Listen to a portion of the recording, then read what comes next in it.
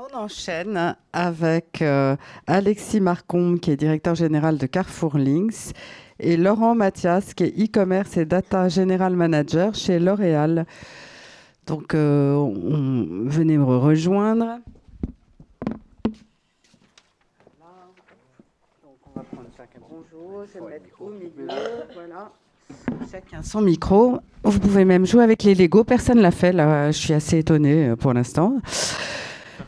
De jouer avec ces petites briques. Déjà, on va peut-être commencer par l'offre, Alexis. Carrefour Links, c'est quoi? Ça existe depuis quand? Où ça en est? Tout ça, les chiffres? On peut faire. Bon, bonjour. Carrefour Links, on existe depuis 12 ans. On est les plus vieux aujourd'hui du retail en Europe. Hein. Avant, ça s'appelait Carrefour Média. Maintenant, c'est Carrefour Links. On y a adjoint des briques d'insight et petit à petit, on a construit les offres. Mais finalement, en fait, sans rentrer dans tous les détails de l'offre qui est assez tentaculaire, l'idée, en fait, c'est surtout de bien comprendre quand on parle de chantier autour de la data, pourquoi c'est possible. Parce qu'en fait, aujourd'hui, faire du retail média, je crois qu'il n'y a plus un couillon qui fait pas du retail média, quoi. Ce qui est intéressant, en fait, c'est surtout de comprendre, en fait, ce que c'est que le retail média et quels en sont les enablers. Et en fait, avant de faire du retail média, on fait d'abord du retail. Et ça, c'est important. Et pourquoi est-ce qu'on est capable aujourd'hui de faire du retail média? On est capable de faire du retail média parce que Carrefour, c'est présent dans 40 pays, parce qu'on génère 80 milliards de chiffre d'affaires, parce qu'on a 80 millions de clients, parce que j'ai 50 millions d'encartés.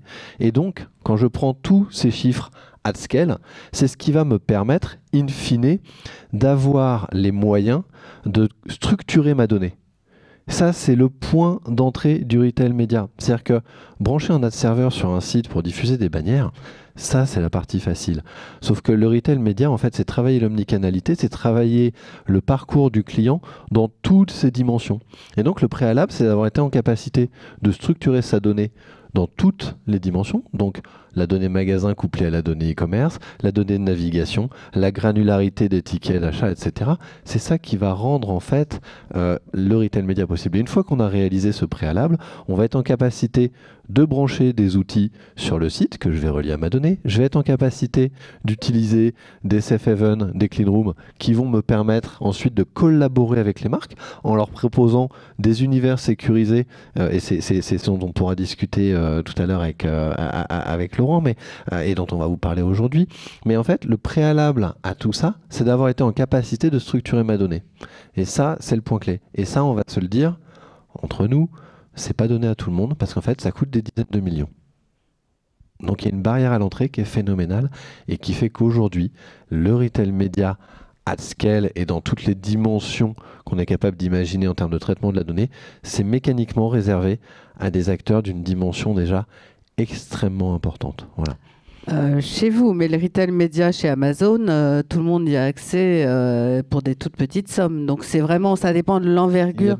C'est un point important. C'est-à-dire que la barrière à l'entrée pour le retailer est importante. Amazon, je la mets dans la catégorie des gros acteurs, hein, soyons clairs. Ok. Mais aujourd'hui, j'ai des clients qui font des pralines à Nice et qui dépensent 400 € par mois. Ah ben, heureusement qu'on a précisé, j'avais possibilité. compris complètement autre chose. Très bien. Alors, comment ça s'est fait le travail avec L'Oréal, la rencontre avec Laurent Mathias? Ils sont venus vers vous, c'est vous qui êtes venus vers eux, et depuis quand? Enfin, comment ça s'est initié le travail? Alors, Carrefour et L'Oréal travaillent depuis un certain temps ensemble, avant même de J'avais faire cru du retail comprendre. média. Oui. Et donc assez mécaniquement, au fur et à mesure des discussions et de la structuration des offres, de l'importance de la donnée autour du digital, mécaniquement en fait, on a créé les offres, on a discuté des possibilités de collaboration. Manifestement, il y a eu un certain écho sur les possibilités qui étaient offertes par ces outils et par la donnée et la manière dont on pouvait la traiter. Et c'est comme ça, en fait, qu'on a commencé à initier des tests, à regarder ce qui fonctionnait moins bien. Quand est-ce que vous et à avez itérer. commencé ça? C'est en septembre, il y a 2 ans. Ouais, il y a 2 ans, je pense, ouais. D'accord, en plein Covid, donc, enfin, à la fin du Covid. Laurent, vous êtes chez L'Oréal comme e-commerce et data general manager. C'est un poste qui existe depuis quand? Alors justement, c'est un poste qui est assez récent. Il faut savoir que L'Oréal a amorcé son virage digital il y a une quinzaine d'années. On va dire le virage e-commerce il y a 5-7 ans. Et depuis 2 ans, on a amorcé le virage de la data, en fait. Et c'est notamment pour ça qu'on s'est aussi beaucoup intéressé aux différentes solutions qui étaient présentes sur le marché. Et c'est aussi pour ça qu'on a amorcé la collaboration assez poussée avec Carrefour. Et donc on a mis en place une équipe pour ça, il y a 2 ans, avec... Donc ça, c'est votre équipe, hein, c'est l'équipe e-commerce et data. Ouais, moi j'ai deux responsabilités chez L'Oréal France Grand Public. Je lead l'équipe e-commerce et je lead la toute nouvelle équipe data. C'est combien de personnes, Aujourd'hui, on est une quarantaine dans l'équipe. Alors, très e-commerce. Il faut savoir que, voilà, on est quand même beaucoup plus mature sur le sujet e-commerce que sur le sujet data. Mais oui, c'est une quarantaine de personnes qui Et travaillent sur les équipes data? Alors, les équipes data, en fait, c'est un peu plus difficile à définir parce qu'en fait, on a des structures au niveau corporate, L'Oréal France. Et puis, on a des structures dans chaque division. Moi, j'appartiens à la division grand public. Je pense que si on additionne l'ensemble des personnes, il doit y avoir aujourd'hui 20-25 personnes qui travaillent sur le sujet data. D'accord. Et donc, à quoi ça vous sert la data Carrefour chez vous?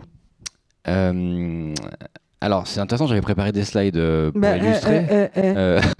Vous les réclamez. Vous réparez d'abord la zapette et ensuite... Alors, ça marche dans quel sens? Voilà. Ah bah non, rien, pas du tout. Ok. Si, c'est ça vient après en fait. Bon, c'est juste qu'on avait prévu de vous expliquer que le retail média c'était important. Ouais, bah ça. Voilà. Merci. Non, moi j'avais fait des beaux slides en anglais et tout.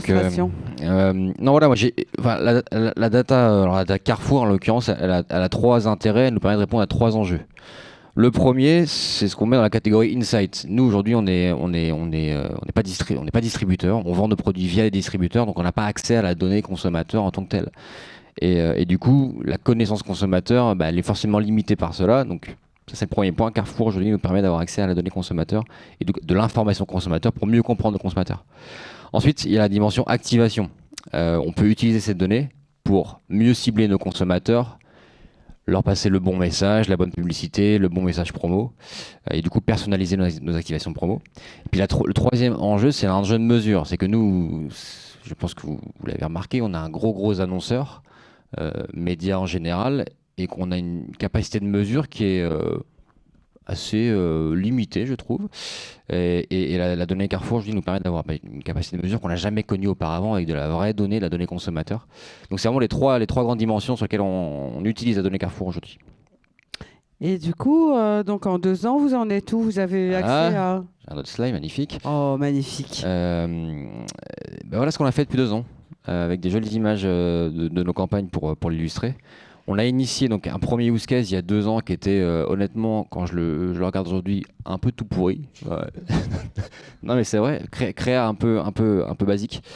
Et puis en fait on apprenait. C'est un des grands messages que je passe. Allô. Ouais. C'est qu'en fait ça s'est pas fait du jour au lendemain. Ça fait 2 ans qu'on travaille ensemble et honnêtement on est encore au début de l'histoire je pense. Donc au début on a fait une créa assez basique. On a pris tous les consommateurs Carrefour et on leur a adressé cette créa que vous voyez à haute gauche. Hyper basique, on vend des produits de beauté chez Carrefour, vous pouvez les avoir en promo quoi. Ça a fonctionné parce que ça nous a quand même donné envie de continuer, mais on a quand même remarqué que l'outil était certainement beaucoup plus puissant que ça. C'est pour ça qu'on a les deux, on a accéléré fortement, on a fait à peu près 25 campagnes avec la donnée Carrefour, et là on a testé énormément de différentes manières d'utiliser la donnée Carrefour, soit pour avoir soit un objectif de recrutement, soit un objectif de développement de panier, même des objectifs de développer notre notoriété de marque sur certaines typologies de consommateurs, avec des résultats, je vais vous montrer derrière, qui sont honnêtement très encourageants et je dirais même significatifs. Et puis sur 2023, on continue à accélérer, on a l'ambition de faire plus de 50 campagnes. Et ça, c'est mon dernier slide, j'en avais fait 3. C'est juste pour vous partager les key learnings bien sûr, de manière extrêmement macro, parce que imaginez bien qu'il y en a beaucoup, on a beaucoup de données. Mais si je devais résumer ces 2 années, dans le vert, il y en a 3, ils sont quand même assez importants. C'est que c'est les 3 enjeux que je vous ai présentés au début, ils sont tous en plus, c'est-à-dire qu'ils sont quand même très positifs. L'insight, on a désormais accès à un niveau de données de consommateurs qu'honnêtement on n'avait pas auparavant. Donnez-moi un exemple. Qu'est-ce que vous savez maintenant que vous ne saviez pas avant? Concrètement, je suis capable de savoir qui m'achète en termes de profil conso. Je suis capable de savoir quand il m'achète. Je suis capable de savoir quelle mécanique promo va générer un achat ou non sur différentes typologies de consommateurs. Je suis capable de les suivre dans le temps. Donc de savoir quand je mets 1 euro en promo ou en média ou en sampling ou en merchandising, je suis capable de mesurer la valeur que ça va me générer sur un temps court, un temps long. Donc, c'est Et donc tout ça, c'est une mesure au sein de l'écosystème Carrefour, hein. Ça ne prend pas en compte vos autres actions. Non. Euh, Non, ouais, exactement. Il faut savoir que Carrefour, c'est un très très gros client chez nous. Donc c'est quand même un panel très très représentatif qui est extrapolable à l'ensemble de notre distribution. Il y a peut-être une question juste pour être bien sûr de bien comprendre ce que tu entends par l'écosystème Carrefour. Moi? Toi? Non, on va passer là-dessus. Ouais, c'est une question Il y a importante peut-être- parce qu'en fait, par écosystème Carrefour, en fait, c'est-à-dire que quand on parle, c'est-à-dire que les données sont bien celles qui sont générées dans l'écosystème Carrefour, qui représentent quand même 20% de part de marché, donc tu peux assez facilement extrapoler ce qui se passe sur le reste. En revanche, l'activation se fait bien en dehors de l'écosystème Carrefour. C'est tout l'objet de nos outils. C'est-à-dire que tu peux l'activer sur les réseaux sociaux, tu peux l'activer en open web sur l'ensemble des sites du marché, en vidéo, etc. C'est pour ça que je posais la question de ce qu'on entendait par écosystème. Ok, alors Laurent, en fait, tout ça, c'est des nouveaux coûts médias. Pas que médias, mais Pas oui, que oui. médias, Oui. techniques, data, etc. Qui prennent de l'argent où ça? Qu'est-ce que vous avez réduit Alors, comme dépenses ou vous avez au contraire augmenté les budgets? c'est pour ça que ce qui est envers, c'est important parce qu'en fait, aujourd'hui, on arrive à générer de la valeur incrémentale. C'est-à-dire que quand on utilise de la donnée retailer aujourd'hui, on arrive à générer plus de chiffre d'affaires que quand on utilise de la donnée on va dire classique. D'accord. Du coup, il y a quand même du chiffre d'affaires additionnel, du sell-out additionnel qui est généré par ces activations-là, d'une part. Et deuxième part, c'est comme on est beaucoup plus précis sur nos consommateurs, on arrive à optimiser l'investissement. C'est-à-dire qu'on arrive à toucher nos consommateurs en dépensant moins. Donc finalement, on gagne plus d'argent, entre guillemets, on économise dans la manière de dépenser nos moyens moteurs, médias, promos, etc. Donc au final, c'est assez indolore en fait comme coût. Mais du coup, est-ce que ça vous a fait revoir d'autres Alors, dépenses? Euh, Est-ce que vous investissez enfin, moins en, non, je non, sais pas, en mots-clés ou en display ou en... Non, à ce stade, il y a un élément qui est important et c'est ce que j'avais mis dans ce slide, c'est la dimension humaine. Donc c'est pas forcément des budgets médias, pro, etc. Par contre, il y a des budgets humains. C'est-à-dire que pour vraiment tirer le plein potentiel de la solution, il faut y aller. J'avais mis Go Big and Bold, mais je pense que c'est un bon résumé. C'est-à-dire que nous, on a mis des équipes, on a effectivement mis des moyens médias, promo importants dès le départ, parce que sinon, ça peut prendre longtemps. Et il y a aussi un enjeu de prise en main, on va dire, de l'outil. C'est pas un outil qui est simple à utiliser. C'est-à-dire qu'il faut faire beaucoup de tests, faut faire beaucoup de campagnes pour comprendre, en fait, comprendre ce qui marche pas. Et pour ça, il faut avoir des moyens humains et quand même effectivement des moyens médias pour pouvoir tester. Alors justement, les difficultés rencontrées, Alexis. Les difficultés, elles ont été extrêmement bien résumées par Laurent. En fait, c'est pour ça que j'ai expliqué tout à l'heure qu'il y a une offre qui est tentaculaire. C'est-à-dire que diffuser des bannières sur les sites, c'est très simple, c'est à la portée vraiment de tous nos clients, de tous nos partenaires. Aller vers des logiques de plateformes de collaboration autour de la donnée, ça nécessite du côté de nos clients en fait d'avoir des investissements important en termes humains, d'avoir cette capacité de pénétration produit qui va justifier ces investissements. C'est-à-dire que concrètement, pour travailler sur une plateforme comme celle-ci, il faut mettre 2-3 data scientists, c'est 2-3 personnes au marketing, c'est avoir une agence qui vient en soutien pour opérer ça. C'est-à-dire qu'en fait, la masse salariale qu'on doit dédier à aux bonnes pratiques finalement autour de ces plateformes de collaboration n'est pas négligeable. Et du coup, pour démarrer ce type de chantier, il faut dépenser combien? Non, mais je veux dire, il faut être à quel niveau d'investissement publicitaire pour se dire, bon, ça vaut le coup? On parle de plusieurs centaines de milliers d'euros. Ouais, c'est ça. C'est vraiment le starter du starter. Pour aller, ce qu'il faut bien comprendre, en fait, c'est que là, on parle des usages les plus avancés. Ce qu'on fait avec L'Oréal aujourd'hui, on est vraiment sur ce qui se fait de mieux. C'est important de l'avoir en tête. D'accord. C'est-à-dire qu'il y a des niveaux ensuite de produits, d'offres qui permettent à des annonceurs entre guillemets plus modestes de pouvoir jouer autour de la donnée. Pas avec ce même niveau de précision, mais peut-être également, tout simplement, ils en ont peut-être aussi un peu moins besoin. Donc c'est important de l'avoir en tête. Ok, là, je vous entends bavarder entre vous. Ça veut dire peut-être que vous avez des questions. Je vous regarde.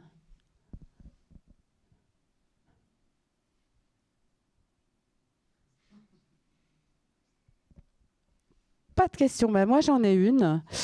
Pour vous, Laurent, en fait, on a vu aux États-Unis une marque de pet food créer sa propre data clean room et inviter les autres acteurs, dont même des distributeurs chez lui. Est-ce qu'un jour, L'Oréal pourrait avoir ce type de démarche?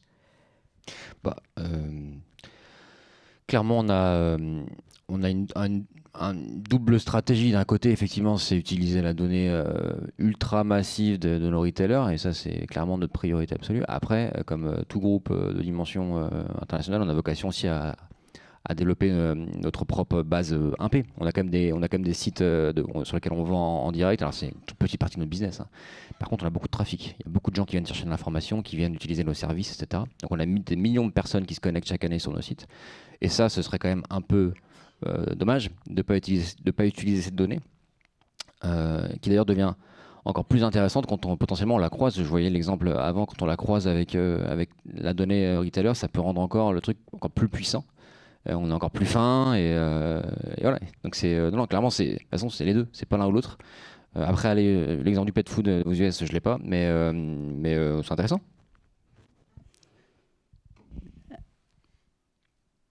Je vous regarde.